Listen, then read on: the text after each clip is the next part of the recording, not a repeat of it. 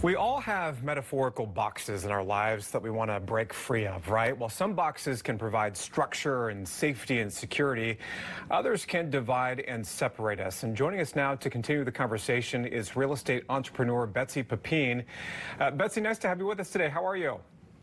Great. Thank you for having me. Thanks so much for joining us here on ARC Seattle. So you had an early box that you had to break free of, being from a family of doctors, I understand, and that expectation that you would become one. That is correct. My family of origin is full of physicians, and they wanted the best for me and felt that that would be the best path for me and my sisters, and paved the way for us to all be physicians. And it was, it was very much a box that I felt put in at a very young age. That's a lot of pressure being put on a kid at that age, right?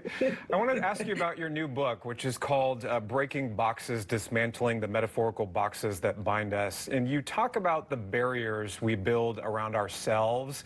I'm wondering if you can describe what some of those are, and are they the toughest to break? I think so. I think it's interesting. I'm a real estate broker, so I see boxes every day. The boxes that buyers and sellers use to pack up their contents in and move their safe goods across the country. Boxes are designed, most boxes are designed to be temporary, broken down, flattened, and taken to the curb for for garbage pickup day. Some of these invisible boxes we tend to hunker down in, nest in, and overstay our welcome. And even though they're invisible, the walls are just as concrete as if they were physical in nature. And those walls are comprised of the fear. Trying to get out of the wall is overcoming the fear of what happens if you go beyond.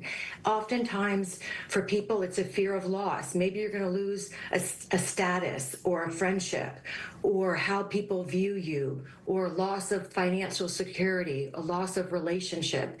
And that keeps us in these boxes longer than they serve us.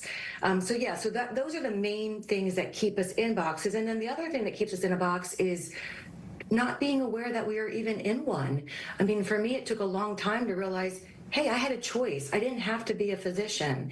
When you're ingrained with something so early in life, you think that's the only way to success. And so sometimes it's just making yourself aware, hey, I have choices. This is not the box that may be designed for me, may be great for other people, but I'm going to opt out of it. Fear of disappointment is another thing that comes to mind that I think about too, with some of those, metaphorical boxes that we put on ourselves as a kid too. What are some strategies to dismantle some of those invisible boxes that confine us so much?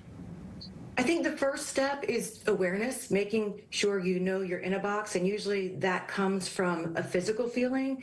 I think most people feel it in their bodies before they know it in their minds. And so just being more cognizant of how you're feeling, your body never lies. And you'll have signs usually in your body that something is misaligned and some part of your life may be incongruent with what your values are. Some people struggle with not even knowing what their values are personally and as a family. And I always tell people, if you struggle with that, your first step, look at your calendar, look at your checkbook, look at your Venmo and your PayPal history, where you spend your time and money. That's where your values are currently. And if you're feeling a disconnect, maybe that's not what you want your values to be. And think about what you truly want your life to be about, and then how can you bridge the gap between where you are now and what your vision for the future looks like. How do you step outside some of those societal expectations with the growth and spread of social media? That makes it very hard because social media paints this very glossy picture. And it's something that I struggled with, even just accepting the fact that I wasn't happy in my own life. I hit my late 40s, and I realized, despite my successes and what my life looked like on the outside, I wasn't fulfilled. And it took me a year to even be able to understand that and accept it and be able to admit that, because I didn't feel like I had the right to do that because so many people had it so much worse than me. But being able to be grounded in yourself, grounded in knowing where you want your life to go, really focusing on that vision of what you want your life to look like 10, 20 years out, visualizing that in your mind and being confident that that's the path you want to go on, and then making that first step. It's just baby steps, one step at a time, having the courage, realizing that it's okay.